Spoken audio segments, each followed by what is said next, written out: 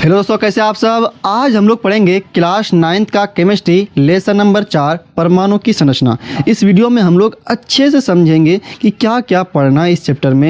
ये electron, proton, neutron क्या होता है इस चैप्टर में हम लोग अच्छे से समझेंगे। मतलब परमाणु के बारे में बहुत ही डिटेल से बात करेंगे, क्योंकि चैप्टर का नाम ही क्या है, परमाणु की संरचना। तो हम लोग बहुत ही गहराई से इस बात को समझेंगे कि प्रोटॉन क्या होता है, इलेक्ट्रॉन क्या होता है, परमाणु क्या होता है, आखिर जो परमाणु चैप्टर जो है ये क्या होता है, इसको कैसे तोड़ते हैं, इन सब के बारे में हम लोग अच्छे से सीखेंगे। ठीक, तो बात आया परमाणु का, तो सबसे पहले हम लोग बात याद रखेंगे कि परमाणु का जनक किसे कहते हैं, फादर ऑफ एटम किसे कहते हैं। तो देखिए, सबसे पहले बात किया जाए परमाणु जो शब्द है इसके बारे में। सबसे पहले जॉन डाल्टन साहब ने 5-6 सिद्धांत दिया था, लगभग 6 सिद्धांत दिया था, जिसको हम लोग परमाणुवाद का सिद्धांत कहते हैं। तो उसी के वजह से इसे फादर ऑफ एटम को उपाधि मिला था। किसको? जॉन डाल्टन को। तो आपसे पहला क्वेश्चन यही है कि परमाणु का जनक या फादर ऑफ एटम की उपाधि किसे दिया गया था। फादर ऑफ एटम मतलब परमाणु का जनक। परमाणु का जनक उपाधि किसे दिया था? जॉन डाल्टन को। जॉन डाल्टन, ठीक, जॉन डाल्टन। हिंदी में कैसे होगा? John Dalton. परमाणु का जनक कहा जाता है किसको? जॉन डाल्टन को, परमाणु का जनक। इन्होंने 6 सिद्धांत दिया था। इन्होंने कहा था परमाणु अविभाज्य होता है, इसको हम लोग तोड़ नहीं सकते। परमाणु क्या होता है? अविभाज्य होता है, इसे तोड़ नहीं सकते। रासायनिक अभिक्रिया में परमाणु का ना तो निर्माण होता है ना ही विनाश होता है। एक ही तत्व का जितना भी परमाणु होगा सभी का गुण भाराकार क्या होता है? समान होगा। अलग तत्वों के परमाणु का गुण भाराकार अलग अलग होता है। परमाणु का ना तो निर्माण होता है ना ही नष्ट होता है। ये मतलब ये सब सिद्धांत उन्होंने दिया था। ठीक, टोटल 6 सिद्धांत था उसमें, तो वो दिया था। तो इसकी वजह से क्या किया गया कि परमाणु का इसको जनक कहा गया, फादर ऑफ एटम कहा गया। ठीक, लेकिन इसका कुछ सिद्धांत गलत भी साबित हो गया। जैसे समस्थानिक जब का बारे में पता चला तो इसका सिद्धांत गलत हो गया। फिर उन्होंने कहा था कि परमाणु अविभाज्य होता है। मतलब इन्होंने जब बताया परमाणु के बारे में तो उन्होंने कहा कि परमाणु इतना छोटा होता है, इतना छोटा होता है कि आप उसको तोड़ ही नहीं सकते, मतलब बहुत छोटा होता है। लेकिन अगर अभी का बात करें तो परमाणु को तोड़ दिया गया है, परमाणु को विभाजित कर दिया गया है, वो भी 2 भागों में नहीं बल्कि 3 भागों में। डाल्टन साहब ने कहा था कि परमाणु अविभाज्य होता है, लेकिन अभी के टाइम पर परमाणु को भी विभाजित कर दिया गया है 3 भागों में। तो हम लोग याद रखेंगे कि परमाणु को कितने भागों में विभाजित किया गया था, तो याद रखना है 3 भागों में। तो हम लोग उसको बोलते हैं मौलिक कण है। वो क्या बोलते हैं? परमाणु का 3 मौलिक कण होता है। मतलब परमाणु को 3 भागों में बांटा गया था। परमाणु के कितने मौलिक कण होते हैं? 3 मौलिक कण होते हैं। मौलिक कण को कहते हैं फंडामेंटल पार्टिकल। आपसे पूछ रहे बताओ परमाणु को कितने भागों में बांटा गया था, तो बोलेंगे हम लोग 3 भागों में बांटा गया था। तो उसका नाम क्या है? पहला का नाम है इलेक्ट्रॉन। पहला का नाम क्या है? इलेक्ट्रॉन। पहला का नाम इलेक्ट्रॉन। दूसरा का नाम प्रोटॉन। दूसरा का नाम प्रोटॉन। तीसरा का नाम न्यूट्रॉन। इलेक्ट्रॉन, प्रोटॉन और न्यूट्रॉन। याद रखेंगे, इलेक्ट्रॉन को इंग्लिश में इलेक्ट्रॉन ही कहते हैं, और बहुत लड़का प्रोटॉन को प्रोट्रॉन कहता है। इलेक्ट्रॉन प्रोट्रॉन, प्रोट्रॉन नहीं होता है। क्या होता है? प्रोटॉन। प्रोटॉन होता है, प्रोट्रॉन नहीं। इसे बात में बोले इलेक्ट्रॉन, प्रोट्रॉन, न्यूट्रॉन, ऐसे नहीं। प्रोट्रॉन नहीं, प्रोटॉन। क्या होता है? प्रोटॉन। Electron, proton, neutron. पढ़ने सीखे हम लोग इलेक्ट्रॉन, प्रोटॉन, न्यूट्रॉन। प्रोटॉन पढ़ते हैं, प्रोट्रॉन नहीं, प्रोट्रॉन नहीं। क्या पढ़ेंगे इसको हम लोग?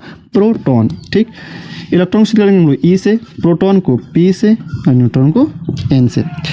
और ये भी बता दें कि इलेक्ट्रॉन का जो खोज किया था, आविष्कार किया था, ये किया था जे थॉमसन ने। किसने किया था? जे थॉमसन ने। ऑब्जेक्टिव पूछा भी जाएगा आपसे कि बताइए इलेक्ट्रॉन का आविष्कार किसने किया था, तो क्या बोलेंगे हम लोग? जे थॉमसन ने। और प्रोटॉन का गोल्डस्टीन ने। प्रोटॉन का किसने किया था? गोल्डस्टीन ने। और इसका क्या था? न्यूट्रॉन का जेम्स चैडविक ने। जेम्स चैडविक ने। तो कितना बात याद रखना है? 2 बात कि सबसे पहला कि जॉन डाल्टन साहब को ही फादर ऑफ एटम कहा जाता है, मतलब परमाणु का जनक किसे कहा जाता है, जॉन डाल्टन साहब को ही, क्योंकि सबसे पहले परमाणु के बारे में 5-6 सिद्धांत दे देना ये बहुत बड़ा बात था, इसीलिए इसको नोबेल पुरस्कार भी दिया गया था। किसको, जॉन डाल्टन साहब को नोबेल पुरस्कार मिलता। और ये ना एक रोग से ग्रसित थे, इसको वर्णांधता रोग था, कलर ब्लाइंडनेस कहते हैं उसको, मतलब वैसा रोग जिसमें क्या होता है कि उसको सिर्फ ब्लैक एंड वाइट दिखाई देता है, मतलब कोई भी रंग का वो पहचान नहीं कर सकता, उसको ही कहते हैं वर्णांधता। ये तो जॉन डाल्टन साहब को वर्णांधता रोग भी था। ठीक, अब देखिए यहाँ पे पहला बात तो यही है कि परमाणु का जनक किसे कहते हैं, क्योंकि परमाणु के बारे में हम लोग पढ़ेंगे ना, परमाणु का संरचना, बनावट, परमाणु में क्या क्या होता है, तो इसी सब के बारे में पढ़ेंगे। तो सबसे पहले हम जान लिए कि परमाणु का जनक कौन होता है। तो कौन होता है, किसको कहा जाता है जनक, जॉन डाल्टन साहब को, मतलब फादर ऑफ एटम की उपाधि से मिली थी, जॉन डाल्टन साहब को मिली थी। अच्छा, डाल्टन साहब ने कहा था परमाणु अविभाज्य होता है, ये इतना छोटा होता है, इतना छोटा होता है, इसको आप तोड़ नहीं सकते, मतलब बहुत छोटा होता है, बहुत सूक्ष्म कण है ये। लेकिन आधुनिक वैज्ञानिकों ने इसको क्या कर दिया, तोड़ दिया। कितने भागों में, 3 भागों में, इलेक्ट्रॉन, प्रोटॉन और न्यूट्रॉन में। इलेक्ट्रॉन का आविष्कार किसने किया था, जे थॉमसन ने, प्रोटॉन का गोल्डस्टीन ने, और न्यूट्रॉन का जेम्स चैडविक ने खोज किया था। ठीक, अब देखिए तो यहाँ से पूछा जाएगा 3 भागों में विभाजित किया गया था, या तो ऐसे ही पूछा जाएगा, बताइए परमाणु कितने मौलिक कण हैं, 3 मौलिक कण हैं, इलेक्ट्रॉन, प्रोटॉन और न्यूट्रॉन। ठीक, तो डाल्टन साहब का तो गलत हो गया, क्योंकि उन्होंने कहा था कि परमाणु अविभाज्य होते हैं, लेकिन इनको 3 भागों में तोड़ दिया गया। अब हम लोग सबसे पहले पढ़ते हैं इलेक्ट्रॉन, इसका आविष्कार कैसे हुआ था, इलेक्ट्रॉन का आविष्कार कैसे हुआ था। यहाँ से ऑब्जेक्टिव पूछा जाएगा आपसे, तो आप चाहे तो नोट कर सकते हैं, और हाँ अगर वीडियो पसंद आए तो वीडियो को लाइक भी करना है। ठीक, तो अब हम लोग पढ़ेंगे इलेक्ट्रॉन के बारे में। चलिए शुरुआत करते हैं, मिला दे इसको। ठीक, सबसे पहले पढ़ेंगे हम लोग इलेक्ट्रॉन, फिर प्रोटॉन के बारे में पढ़ेंगे, फिर न्यूट्रॉन के बारे में, फिर आगे पढ़ेंगे, फिर नाभिक सब के बारे में पढ़ेंगे, रदरफोर्ड जो मॉडल दिया था, बोर साहब आए थे, उन सब के बारे में हम लोग डिटेल से लगातार अब पढ़ते ही रहेंगे। देखिए इलेक्ट्रॉन,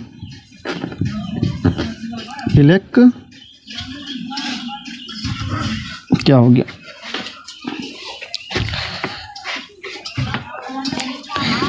इलेक्ट्रॉन का आविष्कार, इलेक्ट्रॉन का आविष्कार या डिस्कवरी ऑफ इलेक्ट्रॉन, इलेक्ट्रॉन का आविष्कार या तो कैथोड किरणें, कैथोड किरणें। ठीक, यही हेडिंग है हम सबका कि पूछा कि बताओ इलेक्ट्रॉन का आविष्कार कैसे होता है, चित्र सहित स्पष्ट करें, तो हम लोग को ये बताना होगा। ठीक, यही क्वेश्चन था आपका, कैथोड किरणों का आविष्कार या तो कैथोड किरणें, इलेक्ट्रॉन का आविष्कार या तो कैथोड किरणें, इसके बारे में हम लोग अच्छे सब सीखते हैं कि कैसे हुआ था इलेक्ट्रॉन का आविष्कार। देखिए एक बात यहाँ से याद रखिए पहले कि जो हम सबका जो ये हवा है, ये हम सबका मतलब हमारे आसपास में जो हवा है, ये विद्युत का कुचालक होता है। क्या होता है, विद्युत का कुचालक होता है, मतलब इस हवा में करंट नहीं बहता है, इस हवा में क्या होता है, करंट नहीं बहता है। अगर इस हवा को, हमारे आसपास में जो हवा है, तो अगर उस हवा का अगर हम दाब कम कर दें, क्या कर दें, दाब कम कर दें, तब वह सुचालक हो जाता है। इसका मतलब उसमें करंट बहेगा। कुचालक मतलब होता है करंट नहीं बहना, सुचालक मतलब होता है करंट बहना। लेकिन ये जो हवा है हमारे पास में, यहाँ पे क्या है, ये कुचालक है। ये क्या है, कुचालक है, मतलब इसमें करंट नहीं बहता है। लेकिन अगर इसी हवा का अगर हम दाब कम कर दें तो क्या होता है, सुचालक हो जाता है। ठीक, मतलब उसमें करंट बहेगा। क्योंकि इसका बात का ज़रूरत पड़ेगा तो इसलिए हम पहले बता दिए कि ये जो सामान्य वायु है, इसका क्या होता है, ये विद्युत का कुचालक होता है। लेकिन इसी वायु का अगर हम दाब कम कर दें तो वो क्या होता है, सुचालक होता है। देखिए इसका आविष्कार करने के लिए सबसे पहले हम लोग एक विसर्जन नली लेंगे। सबसे पहले क्या लेंगे हम लोग, एक विसर्जन नली लेंगे। इसका आविष्कार करने के लिए सबसे पहले हम लोग एक विसर्जन नली लेंगे। इसका नाम क्या होगा, विसर्जन नली। विसर्जन नली नाम क्या होगा इसका, विसर्जन नली होगा। ठीक, ये कांच का बना हुआ नली है। ये क्या है, कांच का बना हुआ नली है, विसर्जन नली। ठीक, अब क्या करेंगे, इसमें हम लोग कम दाब वाला वायु भरेंगे। क्या करेंगे, कम दाब वाला वायु। जो अभी आपको बताया कि ये वायु जो है इसमें करंट नहीं बहता है क्योंकि ये कुचालक होता है, लेकिन हमको करंट बहाना है, इसलिए क्या करते हैं हम लोग कम दाब वाला वायु लेते हैं ताकि वो विद्युत क्या होता है, सुचालक होता है ताकि उसमें करंट बह सके। ठीक, तो यहाँ पे हम लोग क्या लेंगे, कम दाब वाला वायु लेंगे। इसमें कम दाब वाला क्या करेंगे हम लोग, वायु भर देंगे। क्या करेंगे, कम दाब वाला वायु भर देंगे। कम दाब वाला वायु, कम दाब वाला वायु भर देंगे। ठीक, कम दाब कितना होना चाहिए? लगभग 0.01 mmHg होना चाहिए। ठीक, एच मतलब पारा होता है। ठीक, इतना लगभग दाब होना चाहिए। ठीक, अगर इतना कम दाब हो जाएगा तब ये जो हवा हो जाएगा वो क्या होगा, क्या मतलब ऐसा नहीं कि यही हवा पड़ के इसमें डाल देना है, वरना वो नहीं, तब वो तो करंट उसमें बहेगा नहीं, तो फायदा क्या डाल करके। तो इसलिए क्या करते हैं हम लोग, इसमें कम दाब वाला वायु डालते हैं ताकि ये क्या हो, विद्युत शौचालय को इसमें करंट बह सके। ठीक, इसमें बहेगा क्योंकि कम दाब वाला वायु है। ठीक, उसके बाद क्या करेंगे हम लोग, धातु का 2 छड़ लेंगे। क्या लेंगे? धातु का 2 छड़ लेंगे, जिसको हम लोग इलेक्ट्रोड कहते हैं। क्या कहते हैं? धातु का 2 छड़, इसमें करंट बहता है तो उसको हम लोग इलेक्ट्रोड कहते हैं। धातु का 2 छड़ ले लेंगे, एक यहाँ ले लेते हैं, एक यहाँ ले लेते हैं। ये क्या है? धातु का 2 छड़ है। धातु का क्या है? ये 2 छड़ ले लिए, धातु का 2 छड़। इसको क्या कहते हैं हम लोग? इलेक्ट्रोड कहते हैं। क्या कहते हैं इसको हम लोग? इलेक्ट्रोड कहते हैं। धातु का 2 छड़ ले लेंगे, धातु का 2 छड़ ले लिए। इसका नाम कौन सी होगा? इलेक्ट्रोड। क्या होगा इसका नाम? इलेक्ट्रोड। सबसे पहले विसर्जन न ले लिए, उसके बाद उसमें कम दाब वाला वायु भरेंगे। ठीक, उसके बाद 2 ठो धातु का छड़ लिए, जिसको हम लोग क्या कहेंगे? सम्मिलित रूप से इलेक्ट्रोड कहेंगे इसको हम लोग। इसको भी क्या कहेंगे हम लोग? इलेक्ट्रोड। इलेक्ट्रोड क्या कहेंगे इसको हम लोग? इलेक्ट्रोड। दोनों को अगर मिला दिया जाए तो नाम क्या होगा इसका? इलेक्ट्रोड। क्या होगा नाम इसका? इलेक्ट्रोड। ठीक, अब क्या करेंगे, इस इलेक्ट्रोड को, दोनों इलेक्ट्रोड जो है, मतलब ये धातु का छड़ है, लोहा का हो सकता है या किसी चीज़ का, मतलब धातु का छड़ है ये। ठीक, इसको क्या कहते हैं हम लोग? इलेक्ट्रोड कहते हैं। ठीक, तो ये लाइन मिटा देते हैं, अच्छा नहीं लग रहा है देखने में। तो ये क्या है? इलेक्ट्रोड है। दोनों का नाम कौन सा हो जाएगा? इलेक्ट्रोड। ठीक, ठीक, अब देखिए, अब दोनों को क्या करेंगे हम लोग? बैटरी की सहायता से जोड़ देंगे। बैटरी से क्या करेंगे इसको? ये तार रहा आपका, इस तार से क्या करेंगे? बैटरी में जोड़ देंगे। ठीक, तार से करेंगे बैटरी में जोड़ देंगे। ठीक, और ये रहा कुंजी, स्विच रहा, मतलब कुंजी मतलब कौन सी? स्विच। ये अभी खुला हुआ कुंजी है, इसको हम लोग के से दिखा देंगे। और ये आपका बैटरी रहा, क्या रहा? ये बैटरी। बैटरी में 2 सिरा होता है, एक माइनस और एक प्लस। ये ऋण सिरा, ये धन सिरा। ऋण सिरा को माइनस करेंगे, धन सिरा को प्लस करेंगे। ठीक, अब देखिए, अगर आप बैटरी का माइनस सिरा, अगर बैटरी के माइनस सिरा से जिस इलेक्ट्रोड को जोड़िए, दोनों इलेक्ट्रोड है ना, अगर बैटरी के माइनस सिरा से जिस इलेक्ट्रोड को जोड़ेंगे हम लोग, उसको कहेंगे हम लोग कैथोड। क्या कहेंगे उसको हम लोग? कैथोड।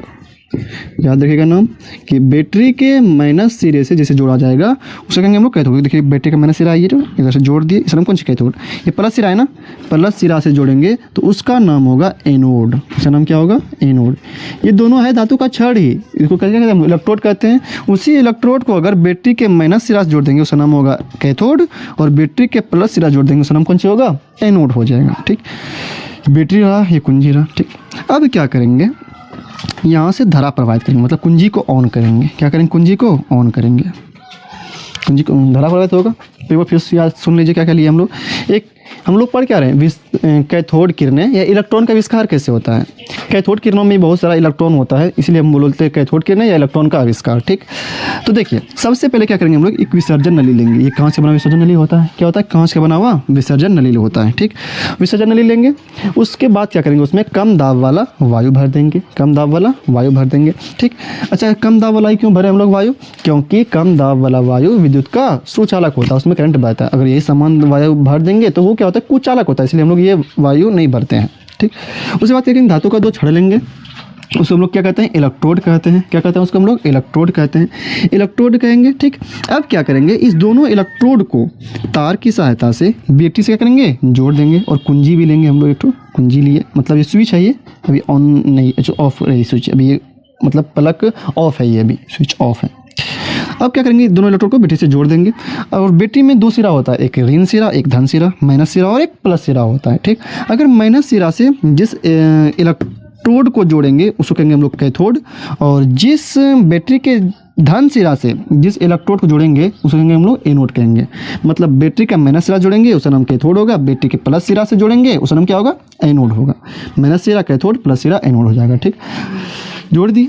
अब क्या करेंगे? कुंजी को ऑन करेंगे। क्या करेंगे? कुंजी को ऑन करेंगे, मतलब स्विच को, बटन को ऑन करेंगे। ठीक, ऑन करेंगे। तो जैसे ऑन करेंगे ना, तो ये कैथोड जो है, ये कैथोड वाला जो ये छड़ है, इससे क्या निकलता है, कुछ अदृश्य किरण निकलता है। क्या निकलता है, अदृश्य किरण निकलता है। और यही किरणें जब इस कांच की सतह से टकराता है, कांच सतह से क्या होता है, टकराता है, तब ये सतह क्या होता है, चमकता दिखाई देता है। मतलब क्या, जैसे कुंजी को ऑन करते हैं तो कैथोड से क्या होता है, कुछ अदृश्य किरण निकलने लगता है। क्या होता है, अदृश्य किरणें, मतलब जो दिखाई आपको नहीं देगा। लेकिन ये किरणें जब यहाँ पे कांच से टकराता है, ये कांच की सतह जो ये किरण अगर यहाँ से जाएगा, इसे टकराएगा इसमें, ये किरण ये यहाँ से किरण जो निकला, तो ये क्या हो जाएगा, ये सतह चमकने लगता है। जहाँ पे जैसे टकराएगा कांच से तो क्या होगा, सतह चमकने लग जाएगा।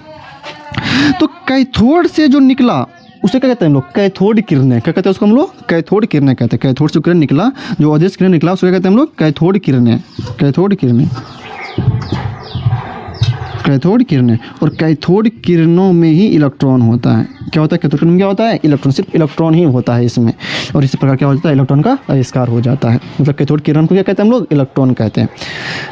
फिर समझिए, विसर्जन नली लेंगे, कम दाब वाला वायु भरेंगे, 2 ठो धातु का छड़ लेंगे जिसको हम लोग इलेक्ट्रोड कहते हैं सम्मिलित रूप से। यहाँ पे अगर चाहे तो ऐसे बना सकते हैं, इलेक्ट्रोड है ये, इलेक्ट्रोड कहते हैं उसको, ठीक। उसके बाद क्या करेंगे, दोनों इलेक्ट्रोड को तार की सहायता से ब्रिटिश क्या करेंगे हम लोग, जोड़ देंगे। धारा बहा सकते हैं आप, धारा दिखा दीजिए,